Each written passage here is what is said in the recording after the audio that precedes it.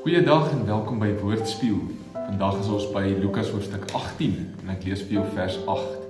Jesus wat hierso praat en hy sê, ek sê vir julle, hy sal aan hulle reg laat geskied. Ek en baie gou ook, nietemin sal ek die seun van die mens wanneer ek kom geloof op aarde vind. Jesus vertel in hierdie hoofstuk, in hierdie gedeelte 'n gelykenis om vir sy volgelinge te illustreer hoe hulle moet volhard in gebed. Want God sal sekerlik reg teenoor hulle laat geskied. En dan vra Jesus egter die vraag, maar sal ek egter wanneer ek kom geloof op aarde vind?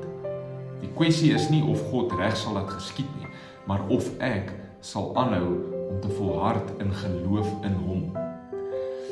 Sal ek bly vat wat God sê en wie God sê hy is en my vertroue en my gehoorsaamheid en my optrede daarop baseer, op geloof? Of twyfel ek? Vorm ek alternatiewe teorieë om situasies sagter te maak of dinge te rasionaliseer? Gee ek op? Raak ek negatief? Of glo ek? Glo ek God is wie hy sê hy is en dat hy sal doen wat hy beloof het en dat alles gaan uitdraai soos wat hy sê? Glo ek in God?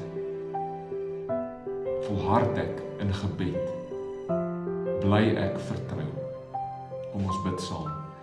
Heilige Here, dankie vir die geskenk van geloof, die vonk wat U aan die brand gesteek het. Ek sal poog om daardie vlam van geloof aan te waai. Help my egter in my ongeloof elke dag. Amen. Die Here seën jou. Subscribe op hierdie YouTube kanaal, deel hierdie met iemand anders. Tot volgende keer.